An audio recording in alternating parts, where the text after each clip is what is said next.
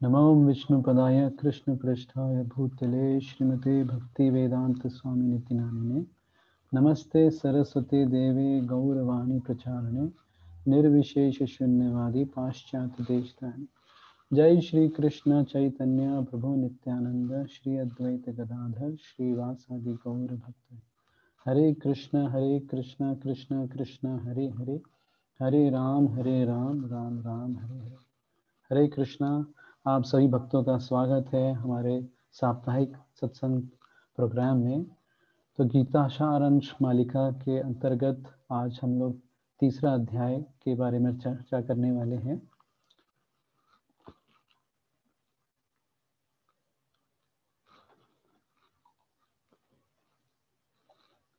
हरे कृष्ण।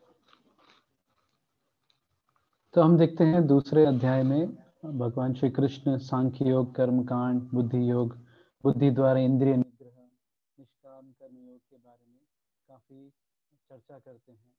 तो ये चर्चा एक तरीके से हम देखें तो अव्यवस्थित रूप में है। इन्होंने भगवान श्री कृष्ण पूरे डिटेल में नहीं जाते।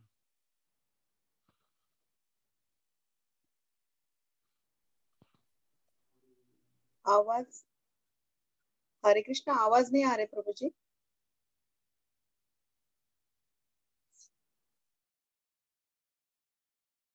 हाँ माता जी, 1 मिनिट है, थोड़ा एडजस्टमेंट करतो है। ओके ओके हाँ हरे कृष्ण।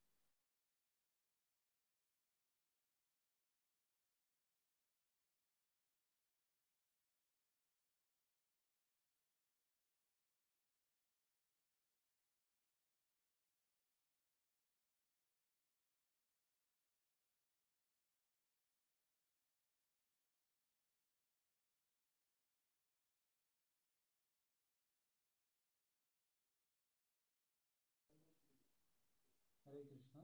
अभी आवाज आ रही? हरे कृष्णा।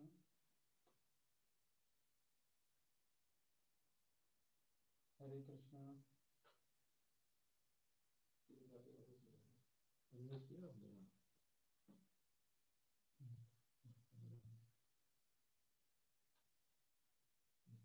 हरे कृष्णा। हरे कृष्णा। आवाज आ रही है क्या?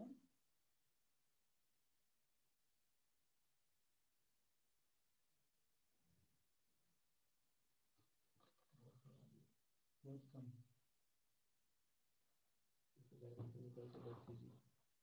आवाज गूंजेगी।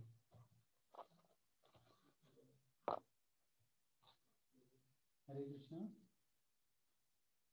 हरे कृष्णा।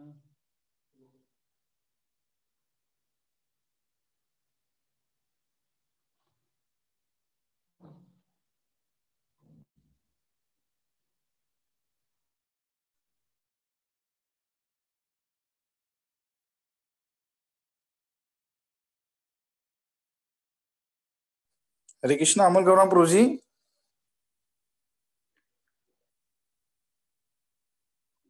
प्रभु जी आपका आवाज नहीं आ रहा।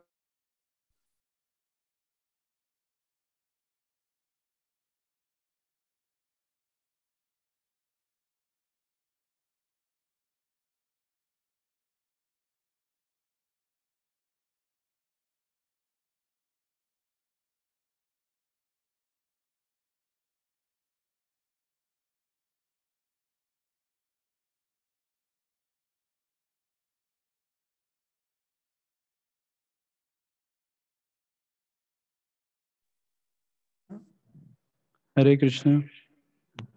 हरे कृष्णा।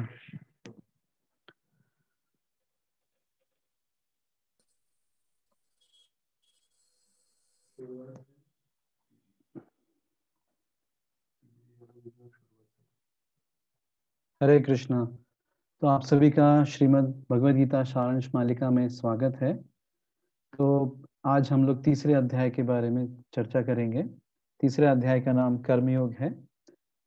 तो हम देखते हैं दूसरे अध्याय में भगवान श्री कृष्ण अर्जुन को सांख्य योग, कर्म कांड, बुद्धि योग, बुद्धि द्वारा इंद्रिय निग्रह, निष्काम कर्म योग, इन सभी के बारे में एक स्पष्टीकरण देते हैं जो एक तरीके से अव्यवस्थित रूप से है।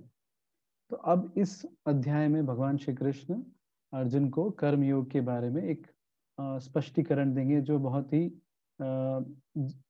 खोल तरीके से है। तो देखते हैं दूसरे अध्याय और तीसरे अध्याय का कैसे समावेश होता है। तो दूसरे अध्याय के 39वें श्लोक में भगवान श्री कृष्ण अर्जुन को कहते हैं कि तुम निकृष्ट कार्यों से दूर रहो। तो भगवान का जो निकृष्ट कार्य कहना और अर्जुन का निकृष्ट कार्य समझने में थोड़ी मिसअंडरस्टैंडिंग हो जाती है। यहाँ भगवान अर्जुन को कह रहे हैं कि तुम निष्काम कर्म को श्रेष्ठ बताया है और कर्म कांड को नीचे बताया गया है। और यहाँ अर्जुन जो निकृष्ट कार्य है उसको वो सोच रहे हैं कि जो मुझे त्याग करना है वही मेन है और वही बुद्धि योग है। तो इस तरीके से ये जो मिसअंडरस्टैंडिंग हो जा रही है और अर्जुन देख रहे हैं कि भगवान श्री कृष्ण उनको आखिरी के करीब 33 श्लोकों में बार बार 10 बार वो बुद्धि बुद्धि शब्द को प्रयोग करते हैं। तो अर्जुन देख रहे हैं कि भगवान अभी भी उनको युद्ध करने की प्रेरणा दे रहे हैं और ऐसा कुछ कह नहीं रहे कि त्याग करो। तो अर्जुन अभी एक तरीके से वो समझ नहीं पा रहे कि ये क्या चल रहा है, भगवान श्री कृष्ण कहना क्या चाहते हैं। तो क्योंकि भगवान श्री कृष्ण को उन्होंने गुरु एक्सेप्ट किया है, उन्होंने गुरु माना है, तो श्री कृष्ण से प्रश्न करते हैं। तो ये प्रश्न इस तरीके से रहता है कि अर्जुन पूरे वो संशय में है। वो पूछते हैं कि भाई कोई एक बात बताओ मुझे क्या करना है। तो अर्जुन सोच रहे हैं त्याग करने का, लेकिन अभी भी उनको युद्ध करने के लिए प्रेरणा दी जा रही है। तो इस संशय को वो खत्म करना चाहते हैं। तो भगवान उसके उत्तर में कहते हैं कि दो प्रकार के मनुष्य होते हैं। जैसा वो कह रहे हैं कि दो प्रकार के मनुष्य होते हैं, एक जो ज्ञान योग और सांख्य योग या सांख्य योग साधक होते हैं, दूसरे कर्म योग या बुद्धि योग साधक होते हैं। तो ज्ञान योग और सांख्य योग वाले जो हैं वो अपने ज्ञान के हिसाब से अपनी साधना करते हैं। कर्म योग या बुद्धि योग वाले वो कृष्ण भावनामृत होके ये सब करते हैं।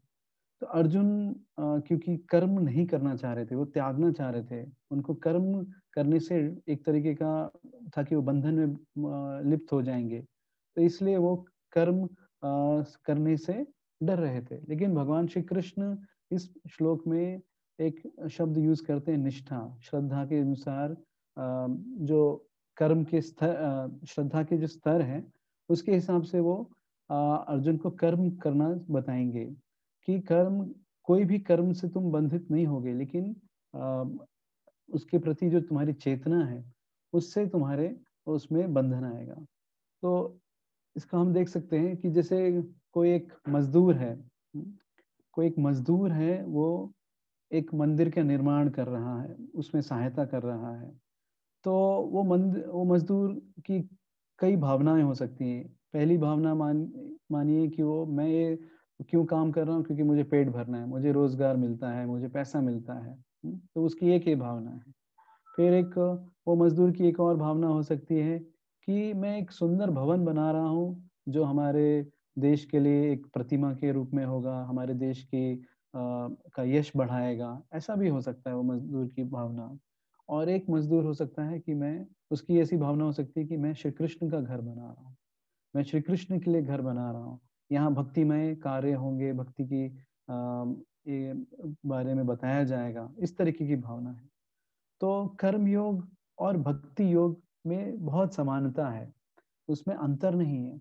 जब तक मनुष्य कर्म योग मतलब जो भी कर्म कर रहा है उसका उसको पता नहीं है फल किसको देना चाहिए, किसको अर्पण करना चाहिए, तब तक वो कर्म योग है। लेकिन जिस पल उसे पता चलता है कि ये जो मैं कर्म कर रहा हूँ इसका फल जो भी मुझे आ रहा है वो मुझे श्री कृष्ण के प्रति देना है, तो वो भक्ति योग बन जाता है। कर्म योग में सिर्फ हमें पता नहीं होता किसके प्रति कर्म कर रहे हैं और उसकी वजह से हम बंधित बंधित कर्म बंधों में फंस जाते हैं। तो यहाँ भगवान श्री कृष्ण अर्जुन को अब ये बताना चाहते हैं कि तुम्हारी चेतना को बदलो और मेरे प्रति तुम कार्य करो, ऐसा वो अभी आगे। अब क्योंकि अर्जुन सन्यास की त्यागना चाहते थे, तो भगवान श्री कृष्ण अर्जुन को कहते हैं कि सिर्फ सन्यास से तुमको परम गति प्राप्त नहीं होगी, क्योंकि इस जगत में कोई भी कार्यहीन हो ही नहीं। सब लोग किसी ना किसी तरीके से कुछ कार्य कर रहे हैं। तो अर्जुन एक प्रश्न ऐसा पूछ सकते हैं, तो वो जो सन्यासी, जो साधुगण हैं, जो सब कुछ छोड़ के कुछ कार्य नहीं करते और आपके ऊपर ध्यान या एक तरीके से मेडिटेशन में रहते हैं, उनका क्या? तो ऐसा एक कथा है, एक ऐसा एक बात है कि एक बार एक साधु थे, वो एक गांव में थे और गांव से के पास में ही एक बहुत बड़ा गुफा था, उसमें ही रहते थे। और क्योंकि उनका बहुत नाम था, तो साल में एक दिन सारे गांव वाले आते थे, उनका दर्शन लेते थे और एक तरीके से उस दिन हजारों लाखों लोगों का जमावड़ा होता था। तो एक बार ऐसा हुआ एक साल कि कुछ तो तिथि की गणना में कुछ गलती हो गई और वो दिन गांव वाले भूल गए आने को। तो अब ये जो हमारे साधु थे, ये एक तरीके से परेशान हो गए। अरे, इस दिन, आज के दिन सभी लोग को आना चाहिए था, मुझे कोई देखने नहीं आया। तो काफी देर उन्होंने ऐसे मनन किया, आंखें बंद रखी और सोच रहे हैं अभी तो 1 घंटे में कोई आ जाना चाहिए, कुछ देर में आ ही जाएंगे, ऐसा सोच के वो 1-2 घंटे ऐसे ही बैठे रहे ध्यान मग्न अवस्था में। फिर थोड़ी देर बाद उनसे रहा नहीं गया, तो वो गुफा से बाहर निकले और देखे क्या कोई है, तो बाहर देखा कोई नहीं है। तो फिर उन्हें लगा, थोड़ी देर बाद फिर वापस गए, मुझे थोड़ी दूर जाके देखना चाहिए किधर है ये। तो ऐसा करके काफी उनका मन विचलित हो गया और उस विचलित मन से वो पेड़ के ऊपर चढ़ गए। पेड़ पे चढ़ के फिर उन्होंने वहां दूर दूर देखना चाहा, गांव वाले क्या कर रहे हैं। तो इस तरीके से करते करते अचानक उनका ध्यान भटका और वो पेड़ से गिर गए और उनकी मृत्यु हो गई। तो ये देखा जाता है कि जो भी है, हम कार्य को नहीं छोड़ सकते, हमारा मन किसी न किसी तरीके से कार्य में लगा रहता है। हमें एक तरीके से हम कहते हैं कि अपरिपक्व रूप से त्यागना नहीं चाहिए, क्योंकि परिपक्व रूप से जब हम त्याग की भावना आएगी तो हम उस त्याग का सही मतलब समझ सकते हैं।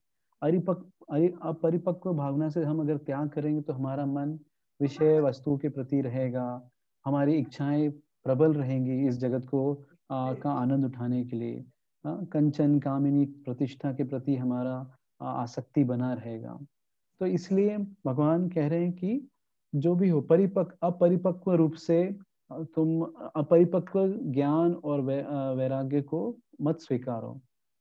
फिर भगवान कहते हैं कि जो भी हो, तुम कोशिश करो कि तुम प्रामाणिक बनो।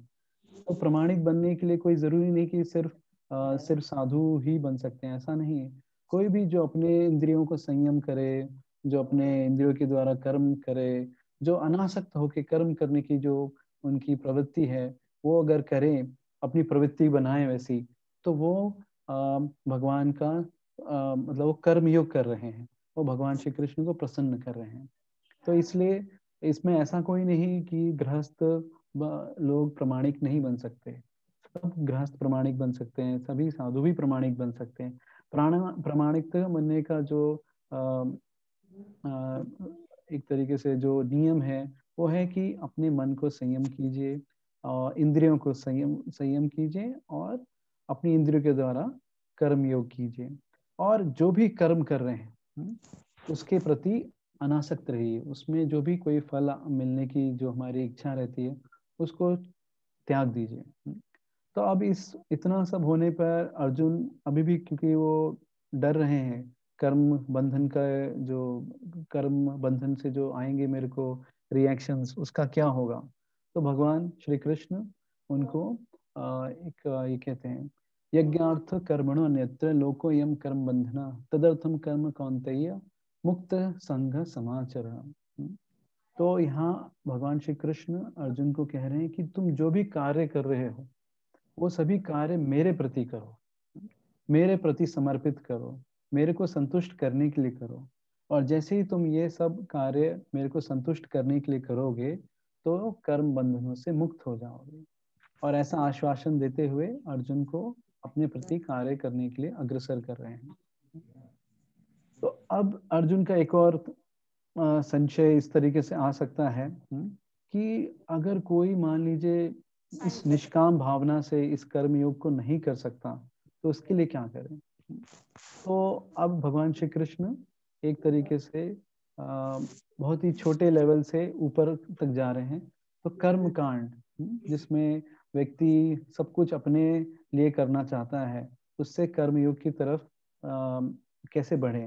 तो जैसे एक सीढ़ी है, ये दोनों एक ही मतलब सीढ़ी के पाए हैं, बस एक थोड़ा नीचे है, एक ऊपर है। तो कर्म कांड एक निचला स्तर हो गया, कर्मयोग उसके ऊपर वाला स्तर हुआ।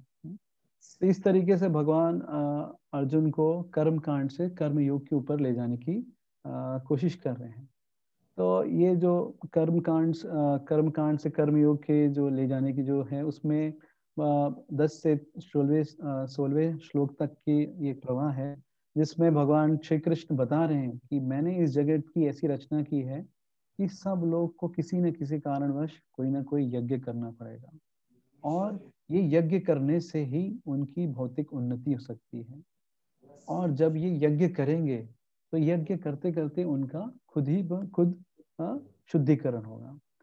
तो उनका कहना है, श्री कृष्ण कहते हैं कि जो भी देवी देवता हैं और जो मनुष्य हैं, उनके बीच में एक मैत्रीपूर्ण अगर संबंध रहा, जिसमें जीव जंतु मनुष्यों को यज्ञ करना है, और जैसे जैसे यज्ञ करेंगे तो उसके अनुसार जो देवी देवता हैं वो उस यज्ञ का फल देंगे, तो उसमें सुख संपन्नता इस तरीके से आएगी।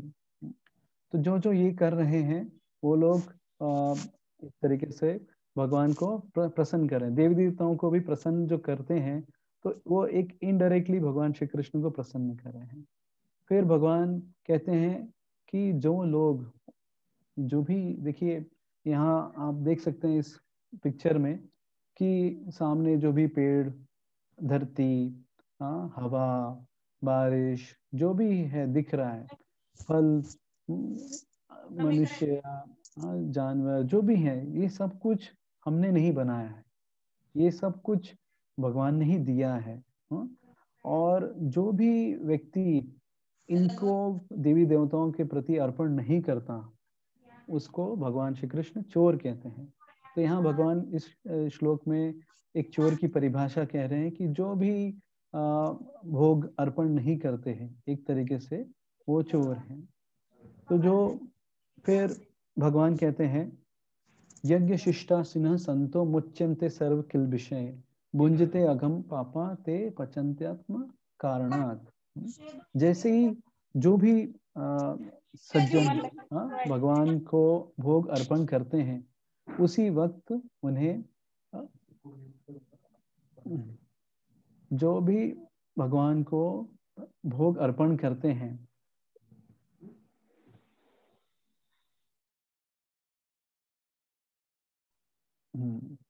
जो भी भगवान को भोग अर्पण करते हैं, वो उसी समय उनके, जो भगवान को भोग अर्पण करने के बाद जो प्रसाद है उसका जब वो ग्रहण करते हैं, तो उनके सारे पाप खत्म हो जाते हैं। तो देखिए पिछले श्लोक में कह रहे हैं चोर की परिभाषा दी गई थी, और यहाँ पे जो भगवान के प्रति भोग लगा रहे हैं, भगवान को भोग लगा रहे हैं, जो भी उनके पास है उसका, तो वो उससे उनके सारे पाप खत्म हो जा रहे हैं। फिर भगवान श्री कृष्ण अर्जुन को यज्ञ चक्र के बारे में बता रहे हैं। तो यज्ञ चक्र क्या है, क्योंकि हम पिछले श्लोक में देखते हैं वो भोग सेवा कर रहे हैं, तो उस भोग सेवा से क्या क्या होता है वो भगवान श्री कृष्ण बता रहे हैं। तो ये श्री कृष्ण के द्वारा वेद आए हैं, वेद के द्वारा क्या बताया गया कि हमें सत्कर्म करने, कर्म करने हैं जो भगवान श्री कृष्ण के प्रति समर्पित हैं, और वो कर्म जब हम करते हैं तो वो एक यज्ञ के समान हो जाते हैं। और जब ये यज्ञ के अनुष्ठान जो होते हैं संपन्न होते हैं, तो उसके बारिश होती है, जिसे हम पर्जन्य, बारिश होती है। ये बारिश की वजह से अन्न की पैदावार होती है, और ये अन्न की वजह से जो भी जीव जंतु हैं उन्हें कुछ खाने के लिए मिलता है।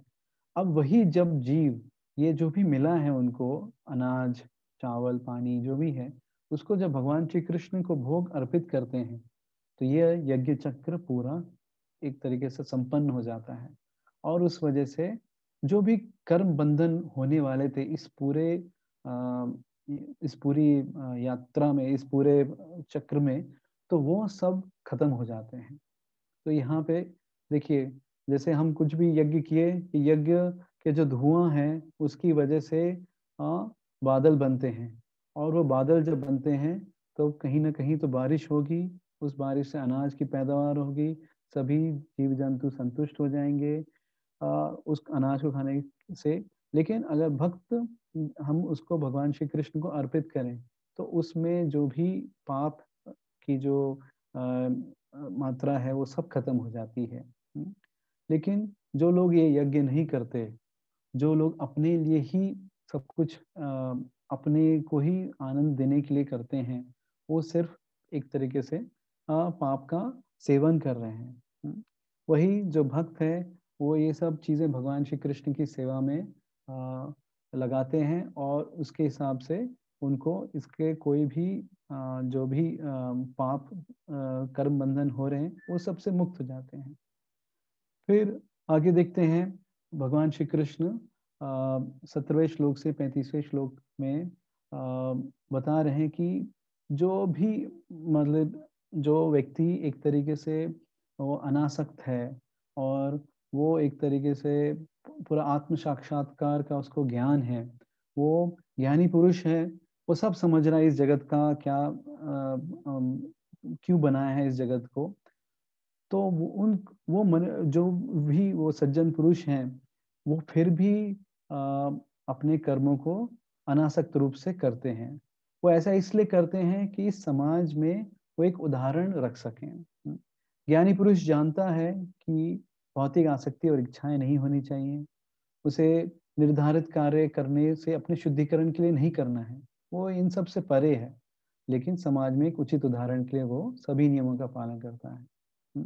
और इस उदाहरण की वजह से मनुष्य जो अज्ञान वश है, जिसमें इस भौतिक जगत की कैसे क्यों बनी है वो सब का उसको ज्ञान नहीं है, वो मायाग्रस्त है, तो वो भी उन उदाहरण को देख के अपने जीवन को सुधारने का प्रेरणा ले सकता है। तो जिनका जीवन आत्म साक्षात्कार युक्त है उन्हें कोई कर्तव्य नहीं होता। तो इस तरीके से अनासक्त जो व्यक्ति हैं, अभी देखिए यहाँ आगे भगवान श्री कृष्ण ही खुद कहते हैं कि मैं भी इस जगत में एक उदाहरण देने के लिए सभी नियमों का पालन करता हूँ। ऐसा नहीं कि मैं इस जगत का एकमात्र रचनाकार हूँ तो ये जगत मेरा है, ऐसा नहीं होता।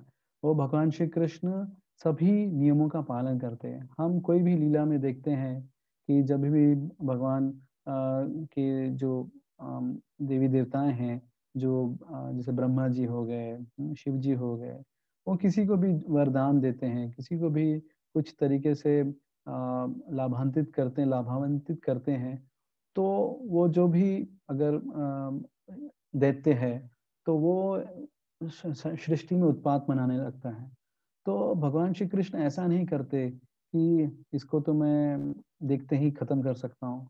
लेकिन जैसे अभी नरसिंह देव का ही लीजिए एग्जांपल, वो इतने सारे हिरण्यकशिपु ने शर्तें रखी थी, तो भगवान ने इतना क्यों मतलब कह सकते इतना क्यों कॉम्प्लेक्स बनाया सिस्टम।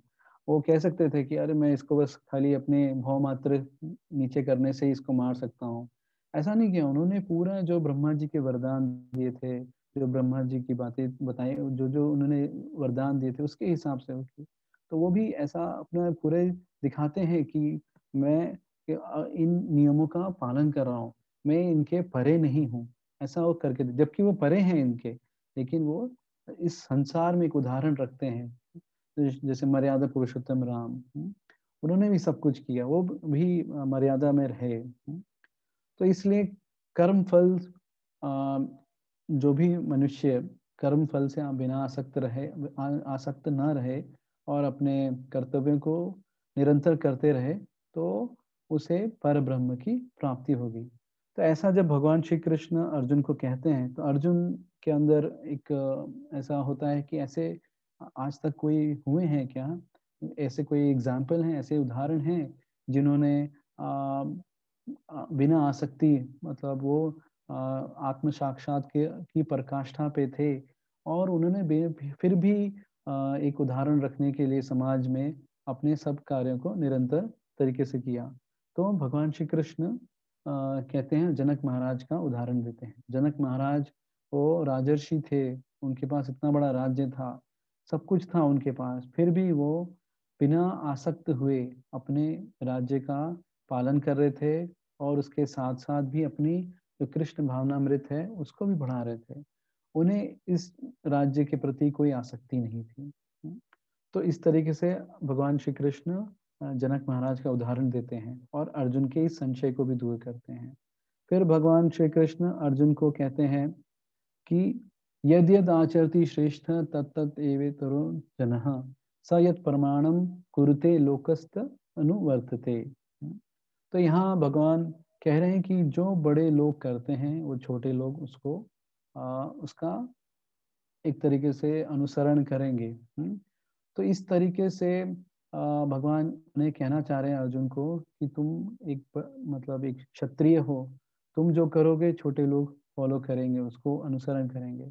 भगवान श्री कृष्ण अपने पहले ही बताते हैं कि मैं इस जगत में उदाहरण रखने के लिए अपने नित्य कर्मों को अच्छे से करता हूँ, उसमें कोई त्रुटि नहीं रखता। तो इस तरीके से ये श्लोक कह रहा है कि किस तरीके से हमें जो बड़े लोग हैं, अभी देखिए हम भी साधारणतः अपने जीवन में इतने हम सोशल मीडिया और यहाँ सब चीज़ें हम लोग जो भी देखते हैं उसमें हम लोग रोल मॉडल्स देखते हैं, कौन हमें क्या प्रेरणा दे रहा है।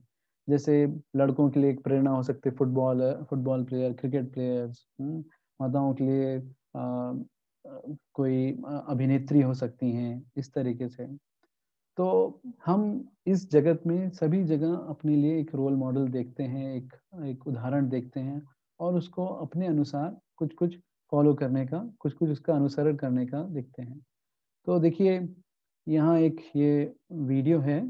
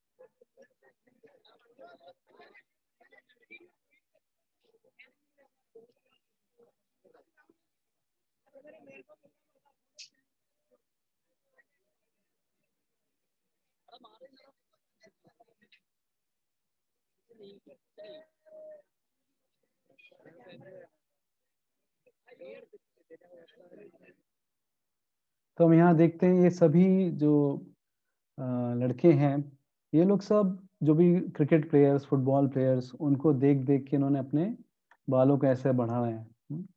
तो ये भी कुछ ना कुछ एक उदाहरण देख रहे थे। इनकी ऐसी इच्छा थी कि कोई हमें सामने हमारे कुछ अच्छे लोग दिखें, हम उनका अनुसरण करें। तो इन्होंने क्रिकेट प्लेयर्स और इनको देख के या फुटबॉल प्लेयर्स को देख के इनको अनुसरण करना शुरू किया। तो ये देखते हैं ये किस तरीके के इनके जो रोल मॉडल्स हैं, इनके उदाहरण जो इनको प्रेरित करते हैं, तो इसके हिसाब से हम देखते हैं। तो ऐसे ही शिला प्रभुपाद जब थे इस जगत में, तो एक बार वो प्रयागराज, वहाँ पे एक कुंभ मेला हुआ। तो ये जनवरी फरवरी के महीने में था, तो बहुत ही ठंड थी। इतनी ठंड थी कि हड्डियां कटकटा रही थी, आवाज आ रही थी हड्डियों में से, ऐसा बताया जाता है।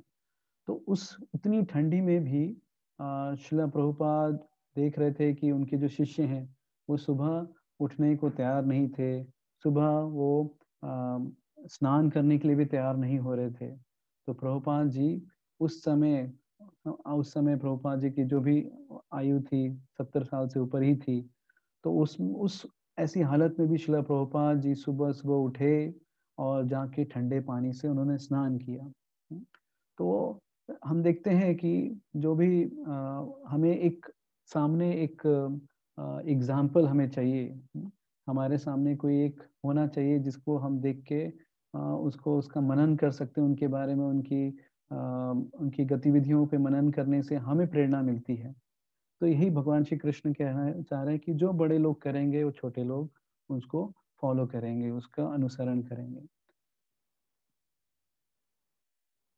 तो श्री कृष्ण अभी अर्जुन को कह रहे हैं कि तुम अपना नित्य कर्म करने में तत्पर हो, और जो साधारण मनुष्य है वो भगवान श्री कृष्ण के पथ का अनुगमन करेगा, और वो कोशिश करेगा। भगवान श्री कृष्ण इसीलिए ऐसा एक तरीके से रोल प्ले करते हैं जिससे सभी लोग उनको अनुगमन करेंगे और वो एक अच्छे मार्ग पर चलेंगे। तो यहाँ पे देखिए दो बातें आती हैं, एक हो गया अनुसरण और एक हो गया अनुकरण। तो अनुसरण और अनुकरण में अंतर है। जब कोई हमारे सामने बड़ा आदमी आता है जो हमें बहुत ही अच्छा लगता है, उसकी जो भी गतिविधियां हमको बहुत ही प्रेरित करती है, तो एक तरीका हुआ कि हम वो जैसे जैसे जो भी कुछ करता है वैसा वैसा ही हम करेंगे, जिसको हम इंग्लिश में बोल सकते हैं कॉपी कैट। हाँ, जो वो कर रहे हैं वैसे ही करने का। अगर उन्होंने इस तरफ एक दूसरे एंगल से देखा तो हम भी उसी एंगल से देखेंगे। उनकी एक हेयर स्टाइल है, उसका एक तरीके से हम कॉपी करेंगे, वैसे ही बनाएंगे। तो वो क्या हो गया अनुकरण। हम उनके एक बाह्य रूप से हम उनको फॉलो कर रहे हैं, उनकी उनके उदाहरण को अपने जीवन में उतार रहे हैं। और अनुसरण क्या हो गया कि हम उनके जो भी कार्य हैं वो किस भावना, किस कारणवश वो उन्होंने वैसा किया उसको हम समझते हैं, और उसको हम जैसा वो जो भी कार्य किया उतना हम नहीं कर पाएंगे, लेकिन हाँ उस जो कार्य करने की जो पीछे भावना थी उसको हम फॉलो करेंगे, उसका हम अनुसरण करेंगे। जैसे हम देखते हैं भगवान श्री शिव जी को हलाहल विष पीने के लिए बोला गया। वो उन्होंने हलाहल विष पिया। तो अब कई लोग उन शिव जी को अनुकरण करते हैं, शिव जी के जैसा भभूत शरीर पे लगाएंगे, उनके जैसे एक तरीके से बाह्य रूप से ड्रेस पहन लेंगे, जटाएं बनाएंगे। लेकिन उनकी जो अनुसरण करने की जो एक तरीके से उन्हें जो अनुसरण करना चाहिए था, वो पूरे विश्व को बचाना चाहते थे इस हलाहल विष से। और वो एक परम वैष्णव है, वैष्णवाम यथा शंभु। उन्होंने किस तरीके से भगवान श्री कृष्ण पे वो मनन करते हैं, क्या उनका जो भाव है भगवान श्री कृष्ण के प्रति, वो ये लोग नहीं फॉलो करते। कई लोग हैं भगवान श्री कृष्ण की रास लीला और बाकी ऐसी चीजों को बताते हैं। देखिए भगवान श्री कृष्ण के 16,108 रानियां थी, ऐसा बोल के वो भगवान श्री कृष्ण के नाम पर वो ये सब गलत कार्य करना चाहते हैं। लेकिन वो ये भूल जाते हैं कि भगवान श्री कृष्ण ने गोवर्धन भी उठाया था, गोवर्धन पर्वत को भी 7 दिन 7 रात तक रखा था। तो इस तरीके की जो चीजें हैं वो अनुकरण करना चाहते हैं लेकिन अनुसरण नहीं करना चाहते। जैसे अभी हम शिला प्रभुपाद का जपा टेप सुने तो उसमें शिला प्रभुपाद एकदम हरे कृष्ण कृष्ण कृष्ण हरे हरे, हरे राम राम राम हरे हरे, वो इस तरीके से जप कर रहे हैं। तो अभी वो एकदम पूरे एकदम तन्मयता एकदम ध्यान से वो जप कर रहे हैं। तो ये हमको समझना चाहिए, उनका उनका जो भाव है कि अच्छे से ध्यान से जप करो।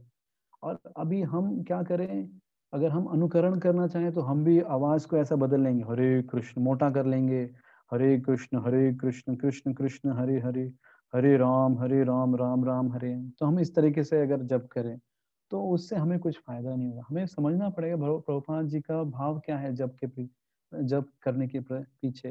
वो कह रहे हैं कि हमें एक बच्चे के जैसा भगवान श्री कृष्ण से शरणागति मांगनी है।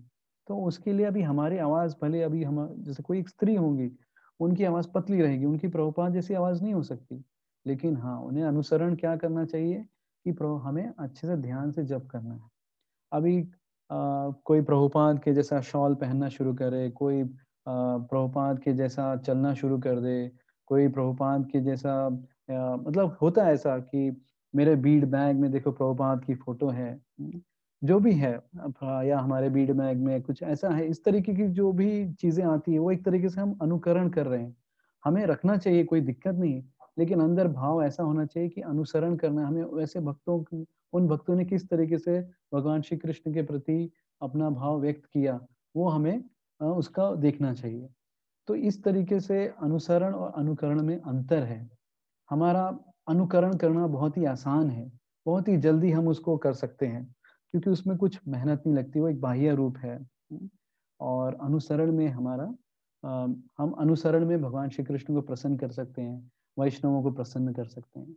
जैसे ही हम अनुकरण करते हैं तो हमारे जो अगल बगल में जो भी वैष्णव है वो समझ जाते हैं कि ये अभी एक तरीके से न्यूनतम प्रकार से भक्ति कर रहा है। और अनुसरण जब करते हैं हम, जब भावनाओं को समझते हुए भगवान उन वैष्णवों को प्रसन्न करने के लिए हम जब कार्य करते हैं उस भावना में, तो सबसे ज्यादा हम वैष्णवों को प्रसन्न करते हैं। तो अब भगवान अर्जुन को कर्म कांड और कर्म योगी के बीच में एक तरीके से अंतर समझाने का प्रयास कर रहे हैं कि जब कर्म कर्म योगी उदाहरण देना चाहता है, वो भगवान श्री कृष्ण के प्रति किस तरीके से हमें अनासक्त रह के कार्य करना चाहिए, वो एक वैसा उदाहरण दे रहा है। देखिए, कर्म कांड और कर्म कांडी और कर्म योगी के कार्य में कोई ऐसा बड़ा अंतर नहीं दिखेगा, वो बहुत सेम ही है। लेकिन उनके उनकी भावनाओं के पीछे उनकी भावनाओं के पीछे एक चेंज रहता है, एक डिफरेंस रहता है। तो अभी कर्म कांडी और कर्म योगी के क्योंकि कार्य सेम है, तो जो ज्ञानी पुरुष हैं वो क्या करते हैं कि जो कर्म कांडी है, जो अज्ञानवश या कर्म कांडों में लगे हैं, उनके जो भी कर्म है उनको करने से रोकते नहीं है, उनको बस एक दिशा देते हैं भगवान श्री कृष्ण के प्रति। उन्हें मना नहीं करते कि तुम आज जो भी कर रहे हो ये नहीं करो, तुम्हें भगवान श्री कृष्ण के प्रति आना चाहिए। वो ये बातें नहीं समझ पाते। उनका जो अध्यात्म का जो भी स्तर है, उनकी जो समझने की जो एक तरीके से अध्यात्म को समझने की जो शक्ति है, वो उस तरीके से विकसित नहीं है। तो उन्हें श्री कृष्ण कहते हैं कि उन्हें एक दिशा दीजिए। तो शिला प्रभुपाद के समय की एक मुझे घटना याद आती है। तो यहाँ देखिए, ये फोटो में जो दाढ़ी वाले हैं, ये एलन जिन्सबर्ग है। ये प्रभुपाद जी को अमेरिका में मिले थे और शुरुआत के समय इन्होंने प्रभुपाद जी की बहुत मदद की थी। तो एक बार ये एलन जिन्सबर्ग अफ्रीका में कहीं, तो एक ऐसी जगह थे जहाँ पे काफी मतलब निर्विशेषवाद और शून्यवाद का बहुत ही अतिक्रमण था। तो वहां से शिला प्रभुपाद को एक पत्र लिखते हैं। तो उस पत्र में वो क्या लिखते हैं कि शिला प्रभुपाद, मैं इस निर्विशेषवाद और शून्यवाद के गढ़ में हूँ और यहाँ उन्हीं के एक रूप के सामने खड़ा हूँ, निर्विशेषवाद और शून्यवाद के रूप के सामने खड़ा हूँ। तो मैं क्या करूँ? और इतना लिख के फिर प्रभुपाद जी को लिखते हैं, आपकी तबीयत कैसी है, इतना लिखते हैं।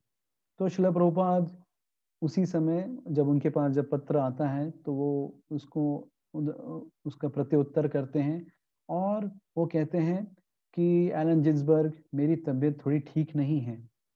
आप जो ये निर्विशेषवाद और शून्यवाद के जो गढ़ में जहाँ पे ये जो भी ये हैं, इनसे प्रार्थना कीजिए कि मेरी तबीयत ठीक हो जाए और मैं भगवान श्री कृष्ण की सेवा कर सकूं। तो यहाँ देखिए प्रभुपाद जी कितने, उनको सब ज्ञान है कि कोई निर्विशेष और शून्यवाद नहीं है।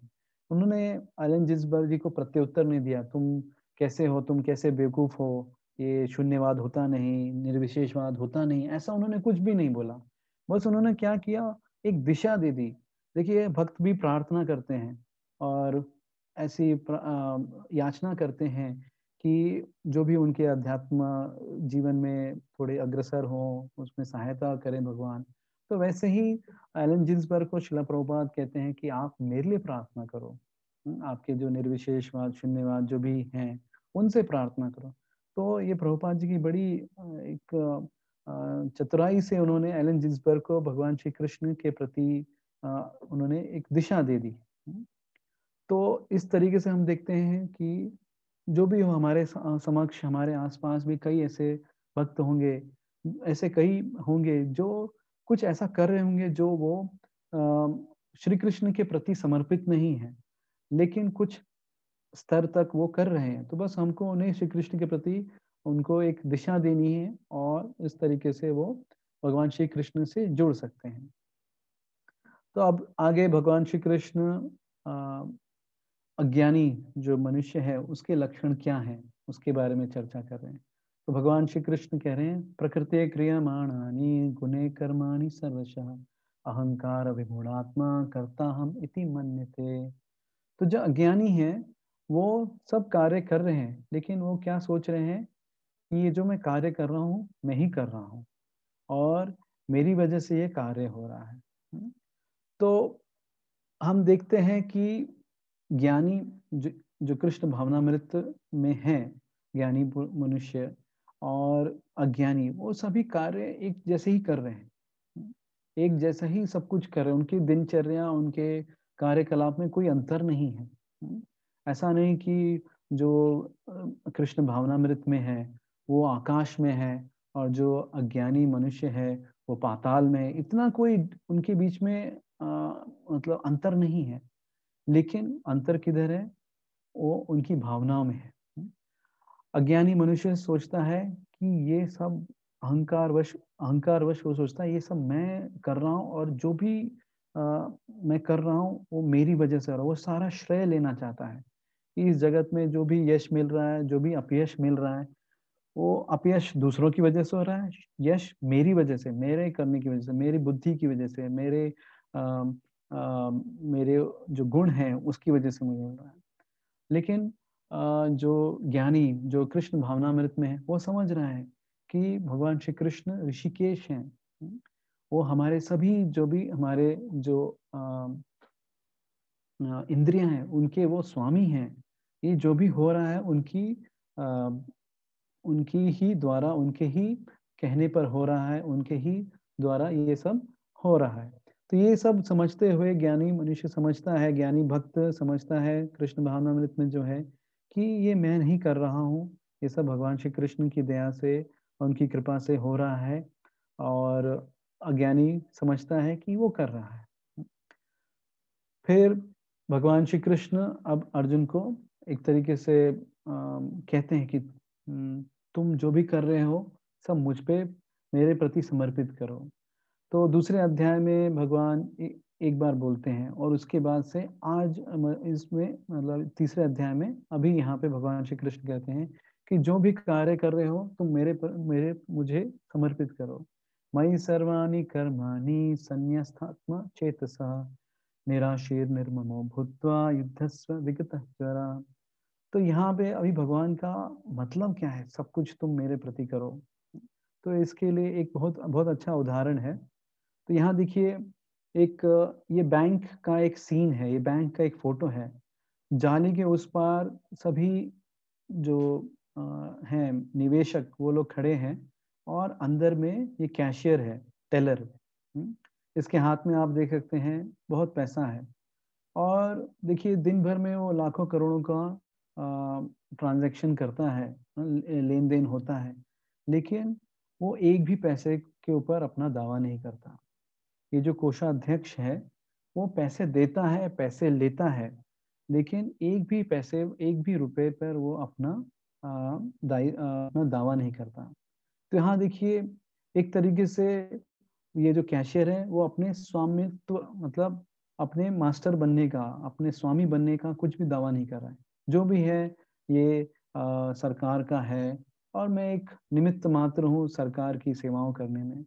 तो वैसे ही जो कृष्ण भावनामृत जो रहते हैं, जो भगवान श्री कृष्ण के प्रति सारे कार्य करने की प्रेरणा का एक तरीके से ध्येय रखते हैं, तो उनके अंदर ऐसी भावना रहती है कि जो भी है ये भगवान श्री कृष्ण का दिया हुआ है, मेरा कुछ भी नहीं है। मैंने अपने ये जो शरीर है, ये जो आज मेरे पास जितना कुछ भी है, ये सब मैंने नहीं एक तरीके से मेरे केयर में दिया है भगवान ने, मैंने कुछ भी इनको बनाया नहीं। तो इस तरीके से जो भी कृष्ण भावना में भक्त है वो समझता है कि मैं ये जो चीजें हैं इसका स्वामी नहीं हूँ। मेरे स्वामी, मेरे घर के स्वामी, मेरी इस गाड़ी के स्वामी, मेरे इस शरीर के स्वामी श्री कृष्ण हैं, और वो इस तरीके का स्वामी होने का दावा नहीं करते। तो अब इसके बाद से भगवान श्री कृष्ण कह रहे हैं कि जो भी कोई उनके जो निर्देश हैं उसको, उसका अनुगमन करता है, उनको फॉलो करता है, उसके क्या परिणाम हैं, और जो कोई इसकी अवहेलना करता है तो उसके क्या परिणाम हैं। तो जो भी कोई भगवान श्री कृष्ण के जो भी उनके इंस्ट्रक्शंस हैं, उनकी जो शिक्षाएं हैं उसका अनुगमन करता है तो वो कर्म बंधनों से मुक्त हो जाता है। और जो उनकी अवहेलना करता है वो अज्ञान व अज्ञानी होता है, उसे वो अविवेकी हो जाता है, उसे सही और बुरे के बीच का अंतर वो भूल जाता है, वो समझ नहीं पाता। तो ये देखिए, अभी कोई कह सकता है भगवान श्री कृष्ण तो बहुत ही क्रूर हैं, ऐसा कैसे होता। तो हम देखते हैं इस जगत में भी, हमारे समाज में भी हम देखते हैं कि जो भी शासन का पालन करता है वो एकदम फ्री घूमता है, वो कहीं भी जा सकता है, उससे कोई मनाही नहीं है, कुछ भी खा सकता है, किसी से भी मिल सकता है। लेकिन जो भी प्रशासन की अवहेलना करता है, नियमों की अवहेलना करता है, चोरी करता है या किसी तरीके का दंगा फसाद करने की कोशिश करता है तो उसे जेल में भेज दिया जाता है। तो ये देख सकते हैं कि भगवान श्री कृष्ण की एक तरीके से उनकी ये क्रूरता नहीं है, जबकि वो एक मौका दे रहे हैं कि आप अवहेलना कर रहे हैं, मैं आपको एक मौका दे रहा हूँ, आप जाइए कुछ समय एक तरीके का सजा पूरे करके फिर आइए, फिर आप इस जगत में आप अपने मेरा जो भी शासन है उसको उसका अनुगमन कीजिए और आप रह सकते हैं। तो इस तरीके से भगवान यहाँ पे उनके जो उपदेश है, उनकी जो आदेश है उसकी जो अनुगमन करता है, और जो अवहेलना करते हैं उनमें क्या होता है इसके बारे में देखिए। फिर अब यहाँ पे भगवान श्री कृष्ण अब अर्जुन को कह रहे हैं कि अपने स्वभाव के अनुसार कार्य करना चाहिए। तो यहाँ देखिए ये बहुत ही एक गूढ़ तत्व है, गूढ़। हाँ, यहाँ पे बहुत ही एक सूक्ष्म तरीके से हमें हमारी समझ हमें समझना चाहिए कि हमें अपनी प्रकृति के अनुसार कार्य करना चाहिए। जो हमारी प्रकृति है वो ये 3 गुणों के अधीन है, और हम एक तरीके से इन 3 गुणों के अधीन रह के हम कार्य करते हैं, कभी सत्व गुण में, कभी रजोगुण में, कभी तमोगुण के अधीन हम लोग कार्य करते हैं। और इस वजह से हमारे जो कार्य हैं वो हर समय बदलते रहते हैं, और कभी हमें राग और द्वेष इनके वशीभूत भी होना पड़ता है। अब देखिए राग और द्वेष क्या है।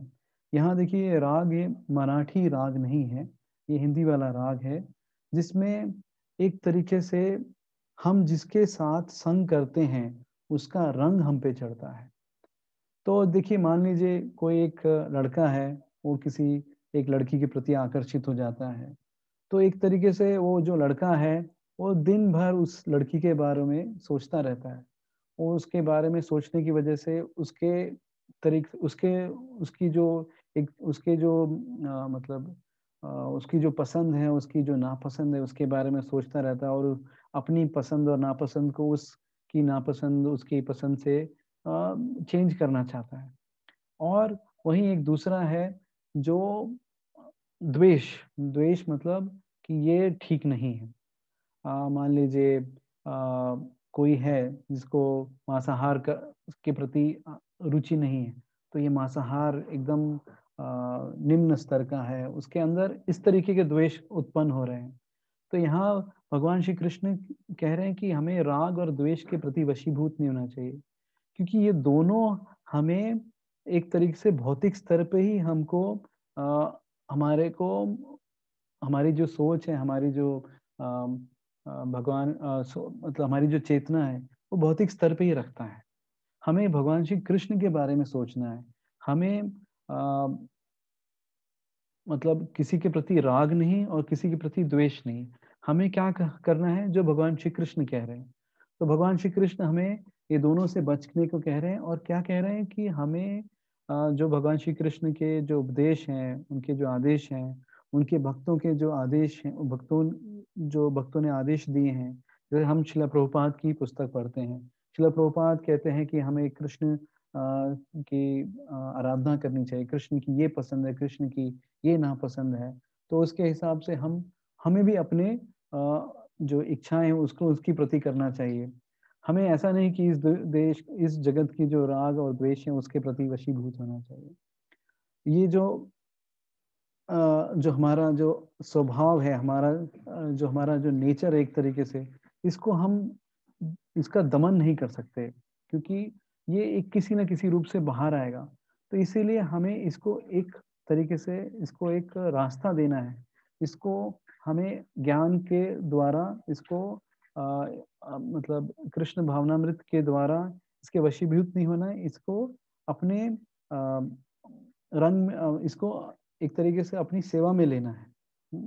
तो भगवान श्री कृष्ण कहते हैं श्रेयास्व धर्मो विगुणः पर धर्म अनुतुष्ट पर धर्म स्वनिष्ठितः स्वधर्मे निधनम श्रेय पर धर्मो भयावह। तो यहाँ पे कह रहे हैं कि अगर आप अपनी जो भी स्वभाव से जो भी आप कर रहे हैं, अगर उसमें कुछ आपको यश भी नहीं मिले, आप पूरा उसको पूर्ण भी नहीं कर पा रहे, कोई बात नहीं, लेकिन आप उसे नित्य कर्म अपने जो नियम है उससे कर रहे हैं, और उसको करते करते अगर आपकी मृत्यु भी हो जाए तो कोई उसमें नुकसान नहीं है। लेकिन आप कोई दूसरे का धर्म बहुत अच्छे से कर रहे हैं और उस वजह से वो आपके लिए एक विनाशकारी रूप ले सकता है। तो यहाँ श्रील प्रभुपाद तात्पर्य में एक अपने विश्वामित्र मुनि जी के बारे में बताते हैं कि विश्वामित्र मुनि जन्म से क्षत्रिय थे, लेकिन बाद में उन्होंने अपना क्षत्रिय से ब्राह्मण बन गए, क्योंकि वो एक परम मतलब उनका जो स्तर था बहुत उच्च था, तो वो ये सब कर पाए और उसके जो नियम थे उसको वो निभा पाए। लेकिन हम लोग ये सब नहीं कर सकते। हमें अपना जो स्वभाव है हमें खुद नहीं पता, क्योंकि ये जो त्रिगुण है उसकी वजह से स्वभाव बदलता रहता है।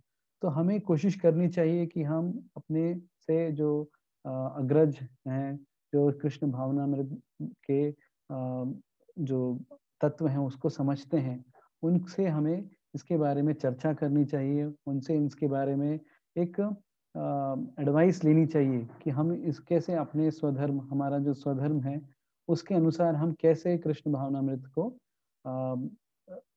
आगे हम कर सकें, कृष्ण भावनामृत में कैसे हम अग्रसर हो सकें।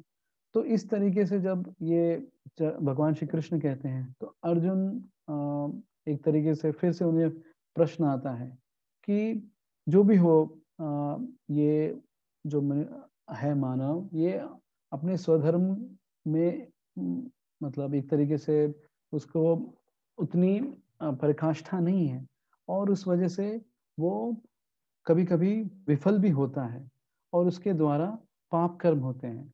तो अर्जुन प्रश्न करते हैं कि ये जो पाप कर्म है उसकी प्रेरणा कहाँ से आती है। उसको ज्ञान है कि मुझे सत्कर्म करने हैं, फिर भी वो विवश होकर ये पाप कर्म करता है। तो भगवान श्री कृष्ण अर्जुन को कहते हैं कामेश क्रोधेश रजोगुण समुद्भव महाशन महापाप्मा विद्धेहि वैरिणम। तो यहाँ पे भगवान श्री कृष्ण कह रहे हैं कि ये जो काम है यही ये उत्प्रेरक है जिसकी वजह से मनुष्य पाप करने की प्रवृत्ति बना लेता है। तो काम ऐसा है कि वो जब अगर पूर्ण हुआ तो वो एक तरीके से लालच में बदल जाएगा, और वो अगर नहीं पूर्ण हुआ तो क्रोध में बदल जाएगा, और उसकी वजह से जो ये साधक है वो एक तरीके से उसका विनाश हो जाएगा। तो इस काम के भगवान श्री कृष्ण काम के आवरण के बारे में बताते हैं। तो आवरण मतलब कि ये काम हम पर कितने तरीके से हमारे को कवर करके रखा है। तो यहाँ भगवान श्री कृष्ण कहते हैं 3 वस्तुओं के बारे में उन्होंने चर्चा की है। पहली वस्तु अग्नि, दूसरी वस्तु आईना जिसे मराठी में आरसा कहते हैं, और तीसरी वस्तु है भ्रूण। एम्ब्रियो। तो अब ये देखिए, ये एक तरीके से तुलनात्मक भगवान बता रहे हैं कि अग्नि है और उसको धुएं ने कवर करके रखा, आवृत किया हुआ है। तो अंदर अग्नि है और ऊपर धुआं है, तो फिर भी हम समझ सकते हैं कि ये धुआं निकल रहा है यानी इसके अंदर अग्नि है। तो ये जो धुआं, एक तरीके से हमें अग्नि और धुआं जो दिख रहा है, तो इसकी तुलना जो मनुष्य की चेतना से किया गया है कि मनुष्य की चेतना में काम एक तरीके से अल्प मात्र है, बहुत ही कम है। और जैसे ही ये धुआं खत्म होगा, अग्नि फिर से प्रज्वलित हो जाएगी। तो वैसे ही ये जो काम है, इसके ऊपर जैसे ही मनुष्य योनि में जब हम एक तरीके से जीत प्राप्त करेंगे, तो हमें मतलब क्योंकि इसकी मात्रा कम है, तो हमारा जीत की जो चांस है, जो अवसर है, वो ज्यादा है। वहीं ये आईना है, उसके ऊपर धूल लगी हुई है। तो आईना का जो कार्य है कि वो हमारी हमको हम हमारी जो इमेज है उसको दिखना चाहिए हमारा। तो ये धूल की वजह से नहीं दिख रहा है। तो ये जो चेतना है, ये जो धूल रूपी जो चेतना है, इसे एक जानवर के अंदर की जो चेतना है उसके से तुलना की गई है। और इसमें काम की जो मात्रा है वो एक तरीके से मनुष्य के द्वारा से कंपैरेटिवली वो मध्यम है, बहुत ही कम है, थोड़ी ज्यादा है। तो इस वजह से जो जो जानवर है उसको काम पर जीतने की जो अवसर है वो मनुष्य से थोड़ा कम है। और फिर तीसरी तुलना है ये भ्रूण की, एम्ब्रियो की। तो ये एम्ब्रियो गर्भ में रहता है, और गर्भ का जो जो एक तरीके से सिचुएशन हम देखें, उसका जो परिस्थिति है वो ऐसा है कि हमें वो भ्रूण दिखता भी नहीं है, और वो एक तरीके से पूरा अंदर ही अंदर कवर है, उसमें आवृत है। तो ये जो गर्भ में जो भ्रूण है, उसकी चेतना वो वृक्ष की चेतना से उसकी तुलना की गई है, और उसमें काम की मात्रा बहुत ज्यादा है। वो बहुत ही स्थूल रूप से वो आवृत है, तो इसमें ना जो काम से जीतने की जो अवसर है वो बहुत ही कम है। तो ये हमारे लिए एक बहुत ही एक बहुत ही प्रेरणा देने वाला श्लोक है कि मनुष्य जीवन हमें मिला है, और भगवान कह रहे हैं कि सब तरीके से हम में जो काम की मात्रा बहुत ही कम है, और हमारे पास जीत का अवसर बहुत ज्यादा है। तो अब हम देखते हैं कैसे हम काम के ऊपर एक तरीके से विजय प्राप्त करने का प्रयत्न कर सकते हैं। तो ऐसा कहते हैं कि काम, भगवान श्री कृष्ण कहते हैं कि काम कभी शांत नहीं होता, क्योंकि काम को जैसे ही हम पूर्ण करने की कोशिश करेंगे तो वो और प्रज्वलित हो जाता है। जैसे अभी कहीं आग लगी हुई है और उसमें आप पेट्रोल डालना शुरू करें, तो वो आग एकदम बढ़ जाएगी। थोड़ी देर के लिए ऐसा लगेगा, जब तक वो पेट्रोल एक तरीके से लिक्विड फॉर्म में है, वो ऊपर गिरता है तो ऐसा लगता है कि अरे आग तो शांत हो रही है। लेकिन जैसे ही थोड़ा समय, एक दो क्षण बीतता है, वो एकदम आग पूरी तेजी से भभक जाता है, और इस तरीके से जो काम है और बढ़ जाता है। तो इस जगत में ऐसी धारणा है कि काम को पूरा जब हम काम विषयी जब इच्छाएं आती हैं, तो उसको हमें उसी से पूर्ण करना चाहिए, और उससे धीरे धीरे वो शांत हो जाएंगी। लेकिन ये गलत धारणा है, ये गलत अंडरस्टैंडिंग है। भगवान श्री कृष्ण कहते हैं कि ये काम के अभी वो रहने के स्थान, अभी ये हमारा शत्रु है। तो ये शत्रु के जो, अगर हमें शत्रु पे विजय प्राप्त करनी है, तो शत्रु के बारे में हमको एक तरीके से गहन अध्ययन करना पड़ेगा। ये शत्रु कैसे कार्य करता है, कहाँ रहता है। तो ये भगवान श्री कृष्ण हमें एकदम से बता रहे हैं कि ये काम 3 जगह पे रहता है। वो कौन सी है? पहली है इंद्रिय, दूसरा मन, और तीसरी बुद्धि। तो ये इंद्रियों, मन, बुद्धि पे रहने की वजह से ये उसके मतलब ये स्थान है, वहां पे ये रहता है, और वहीं से हम पे आक्रमण करता है। तो अब इस काम पर कैसे जीत प्राप्त करें, तो इसकी एक बहुत बड़ी, बहुत ही अच्छी तुलना की गई है। तो यहाँ देखिए, ये एक किला है। तो ये किला देखिए, उसमें सबसे ऊपर वहाँ पे मेन किला है, और वहीं नीचे देखें तो रास्ता बना है, कई द्वार हैं, और उसके बाद से उनके सामने कई सारे दीवार हैं।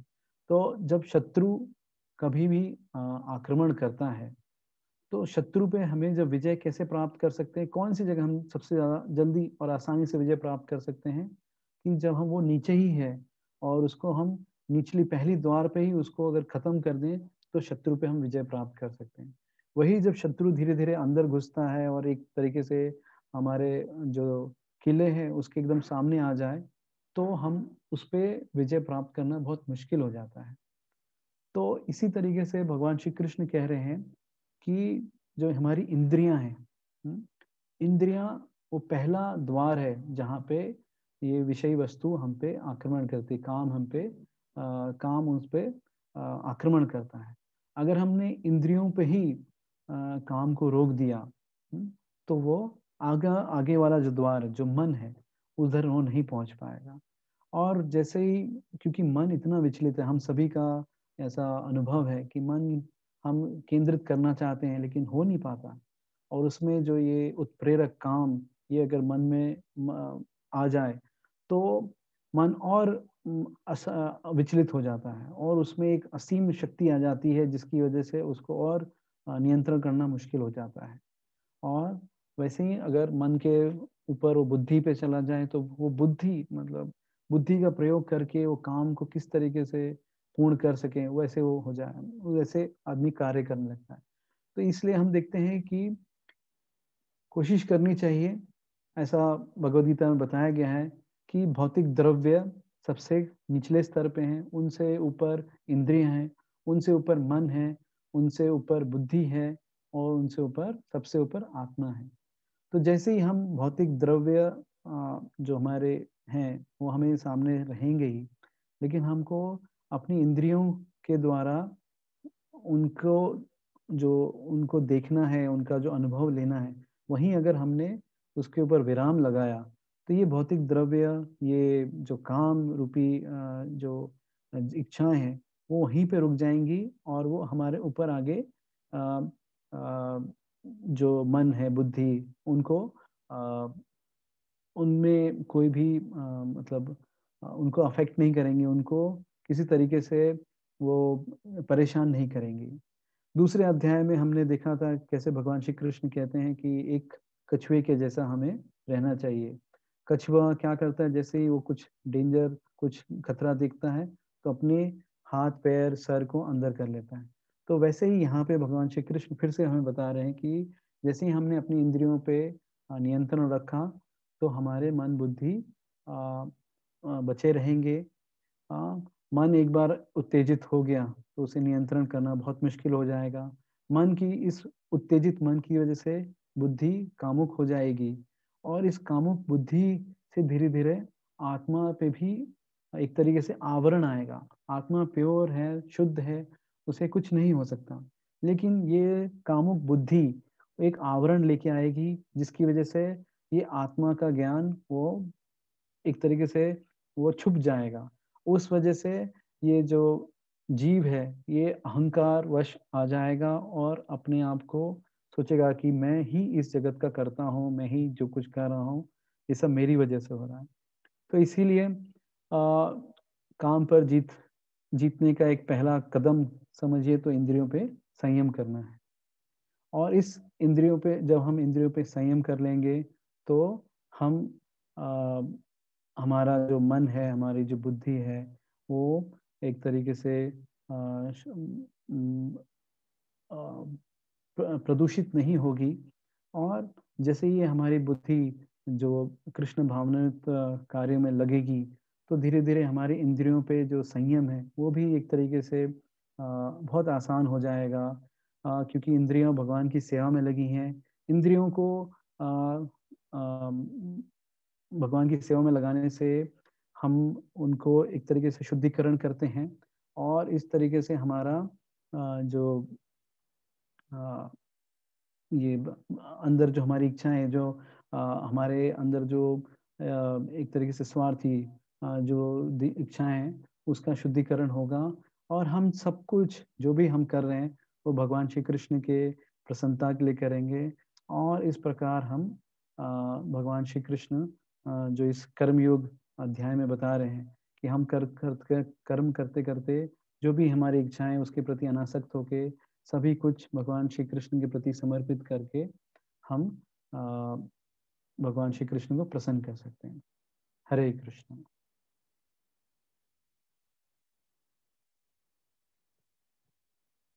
किन्हीं का कोई प्रश्न, कोई कुछ कहना चाहेंगे?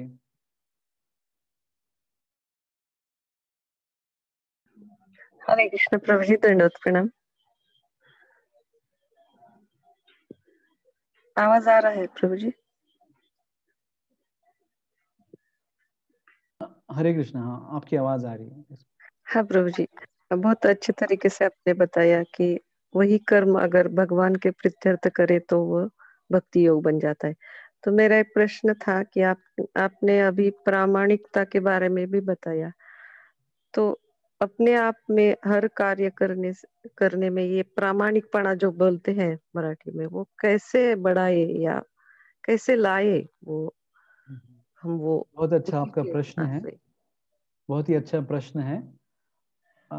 मैंने जो प्रामाणिकता लाने का एक मैं जो सुना है कि अगर हम अपनी ओर से बेस्ट ट्राई कर रहे हैं, जो भी मेरा स्तर है, जिस भी स्तर पे हूँ मैं, अगर उसमें उस स्तर पे मैं भगवान श्री कृष्ण की कुछ सेवा कर रहा हूँ, सेवा को मैं किस तरीके से अच्छे कर सकता हूँ, वो अगर मैंने उसका ट्राई किया, उसको वैसे करने का, तो वो प्रामाणिकता धीरे धीरे आ जाएगी। तो हम जैसे कुछ भी एक सिंपल एक हार सेवा ही है। तो हार सेवा अभी जैसे कर्मयोग के द्वारा हम कुछ कर रहे हैं, हार फूलों को हम सुई में डाल रहे हैं और उसके बाद से वो धीरे धीरे एक माला बन रही है। तो उस समय अभी हम सोच सकते हैं कि सारे फूल आड़े टेढ़े भी लगाएं, तो एक अच्छे रूप से लगाएं, एक सीक्वेंस में लगाएं, फिर कुछ एक फ्लावर मतलब कुछ एक प्रॉपर डिस्टेंस पे है, एक उसमें कलर चेंज किया हमने। तो इस तरीके से हम देखें वो हम बेस्ट कर रहे हैं। और उसके बाद से हम ये भी सोच रहे हैं, चेतना हमारी ऐसी भी है कि भगवान कैसा आपका कृपा है कि मुझे आपके लिए मुझे पर्सनली आपके लिए एक हार बनाने का मौका मिल रहा है।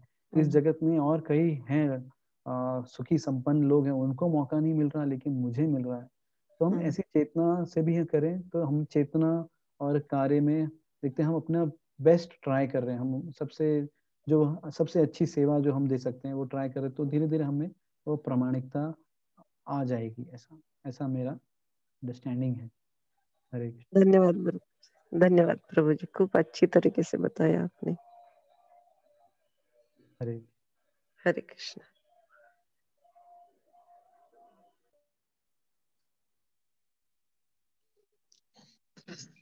हरे कृष्णा प्रभु। हरे कृष्ण प्रभु। बहुत बढ़िया। कर्म का सिद्धांत कैसे, कर्म भगवान को जब अर्पित करेंगे तो हमें कितना लाभ होता है, और ये भौतिक जगत में हमें फिर से आने की जरूरत नहीं होती। बहुत अच्छे तरीके से समझाया, बहुत अच्छा एक्सप्लेनेशन भी मिला। थैंक यू प्रभु जी। धन्यवाद प्रभु जी। हाँ, और एक अनाउंसमेंट करना था बाल गोपाल कमेटी का, कर दूं? यस यस प्रभु कीजिए। हरि बोल। अच्छा हुआ।